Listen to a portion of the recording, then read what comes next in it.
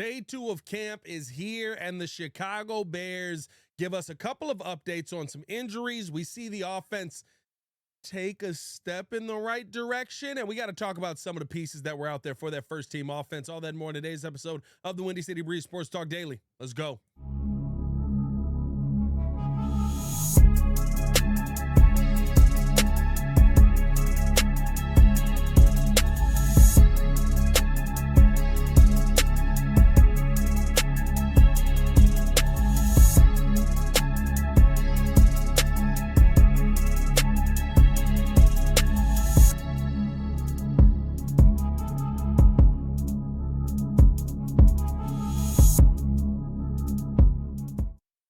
Now, if you are new to the channel, please hit that like button. Please subscribe to the page. We do talk Chicago sports daily on this channel. It's the only channel talking Chicago sports, how Chicago talks. So make sure that you get in tune with us, man.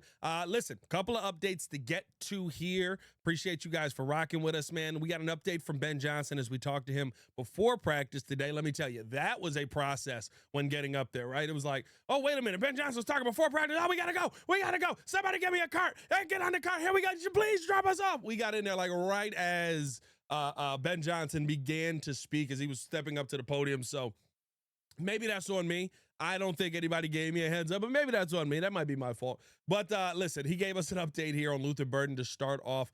Luther Burden, it seems like, is going to be day-to-day.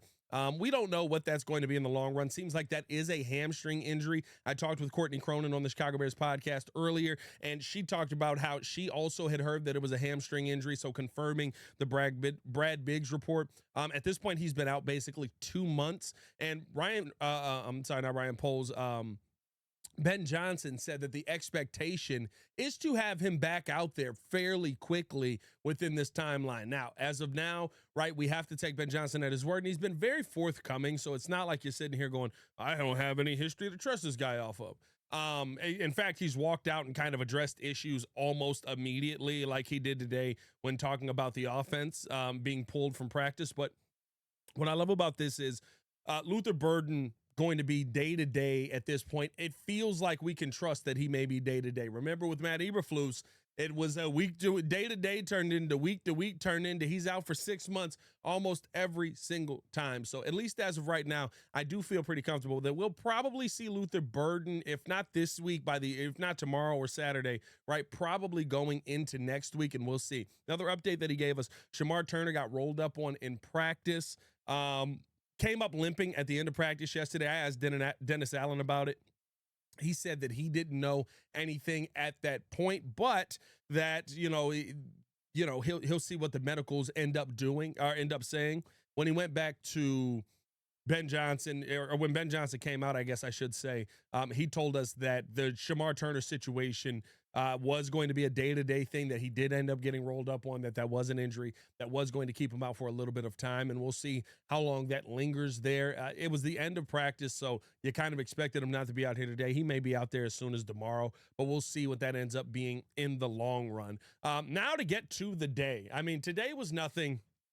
I'm not going to sit here and tell you that it was anything to dig up Big Mom about, right? Like, you had a start to practice that I think kind of set the tone for how practice ended up going. And I know a lot of people are looking at Caleb Williams on this, but I think the offensive line is taking a little bit more heat than anything on today. Started off practice, first play. And by the way, this is on nobody. This is in the install period.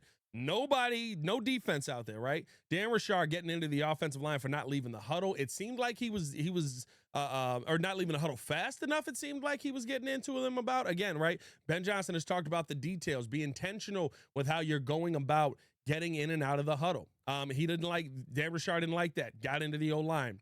Play after that, full start. Hate to see that. Then you have a screen pass that ends up working, but you're not going against anybody. So I would hope that you could throw a screen pass that ends up working.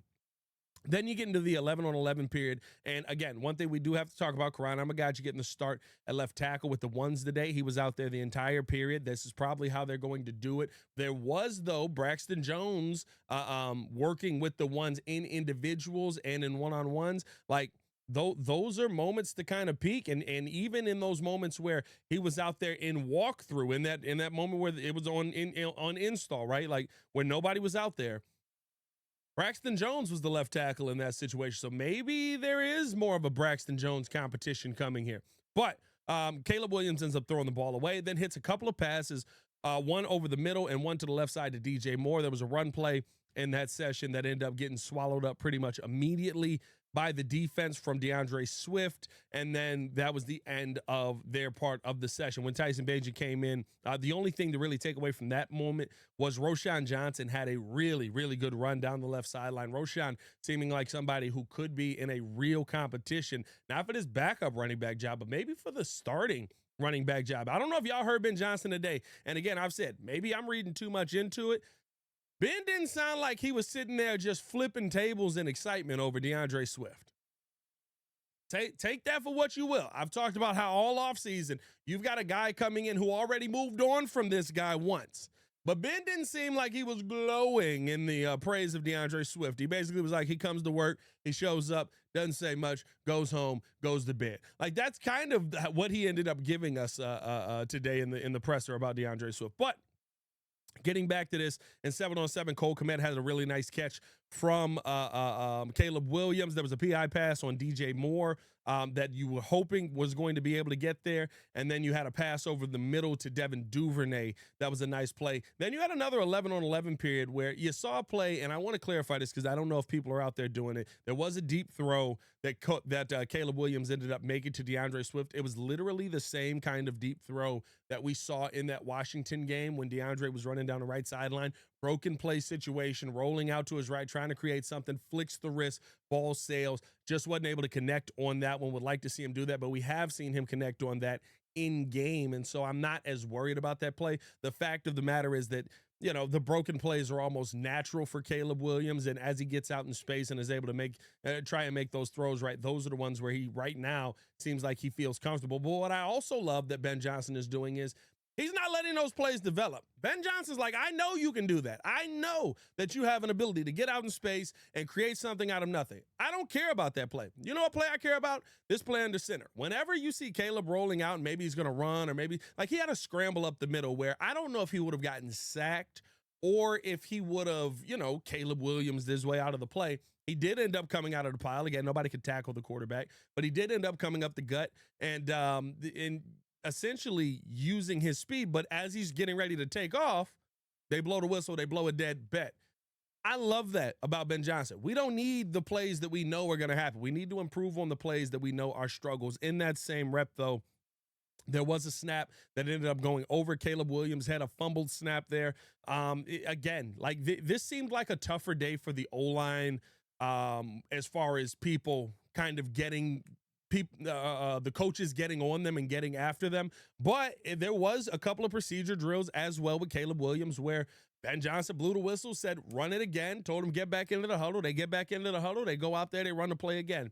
It's still very sloppy, but the one thing that I will say, and maybe I'm the only one that shares this opinion, while it is sloppy, it's day 2. It's supposed to be sloppy right now. You're trying to figure things out. This is a new system. You're trying to get yourself back on track. We saw this at OTAs. We saw this at minicamp. And by the time we got to the end of that second week of minicamp, right, Caleb Williams looked like he was a god out there. He looked like he understood the system. And I love how Ben Johnson said, you know, I told the guys after that first practice, I thought we had a good practice. There were some things that we were willing, you know, that we expected to see as struggles coming from the 6 weeks that we had off.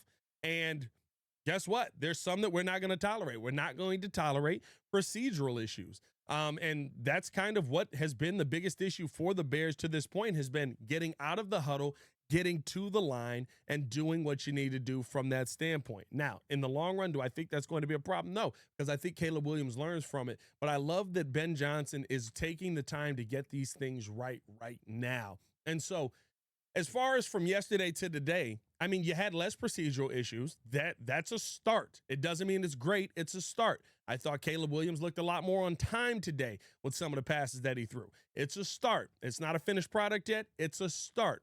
I'm not going to sit here and tell you that Caleb Williams is the worst quarterback in the world because he had 2 days in a row where the offense struggled. This is how things began in minicamp, where we came out first couple of days and we were like, I don't know, it doesn't look great. And then by the last 2, we were like, the offense is winning the day consistently. So I'm not losing my mind over the struggles right now. I think this is what you have to go through to get to the point where you're talking about being a consistent offense. Some of the key points that I did think that stood out today, though, some of the things housekeeping wise that I really wanted to point to, the backup QB battle may be a battle. Listen, we're seeing Tyson Bagent and Case Keenum go about the second team reps very similar to what we're seeing the left tackle battle be. It's not different. Like one day it was Case Keenum, yesterday it was Case Keenum, today it was Tyson Bagent. Tyson Bagent didn't do anything differently. I think you may be talking about a backup QB battle here, and I wonder how that's going to play out. For all the big Monangai out there, listen, Kyle Monangai is impressing every single day. You heard DeAndre Swift say it. He said there's nothing this young guy doesn't really do well. I think that that's just facts. He balls out in the best ways on a consistent basis, and it's something that I think that this Bears team is going to be able to hang their hat on by the time we get to this season. Y'all know I'm a big Kyle Monangai fan. He had a nice run up the left side where just about nobody can catch him. And when people talk about, his speed, oh, is he fast enough? He ran a 4.6, yada, yada. Man, when he's on that field and he gets to moving, he is fast. I don't care what nobody says. When people are chasing him, he is fast. He had a nice little cutback move, too, little whoop. And I mean, like, you saw the DB go sailing out of bounds as he stopped, and then everybody ended up wrapping him up before he ended up getting into the end zone. But just love to see that from Kyle Monangai early on. Feels like this team has some options in that backfield. Now, and I don't know, again, I don't know how you guys felt. Didn't seem to me like Ben Johnson was banging the drum for DeAndre Swift in that presser. And that raises some question marks and some eyebrows for me. But we'll see kind of what that means in the long run. As far as how day two went, the overall message I would say right now, or the overall takeaway I would say right now is incomplete. Everything right now is incomplete, and it's about you getting the details right. I love how Cole Kmet said that yesterday. Get the details right. It's not about you getting the best results today, because the results could be fine, and you could be late on a throw, or you could be late on coverage, and you get over there and you knock the ball away, but you weren't in the right spot. You end up getting cooked in the beginning of that. They're worried more about the details than they are about the results right now.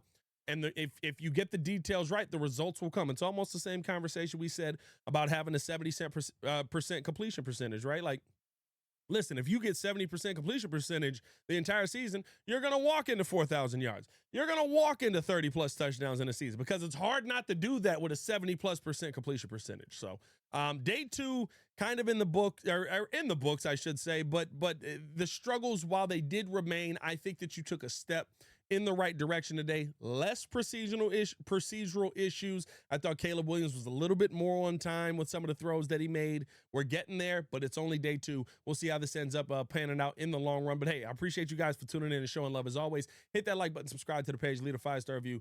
Y'all know what to do. We'll probably go live around 5 o'clock as well, just to talk with the team about, what we saw today and some of the things to expect heading into day three. But hey, man, appreciate y'all for showing love as always. Your boy Pat the Designer back at it again. Y'all stay safe out there, Chicago. Bear down. One love.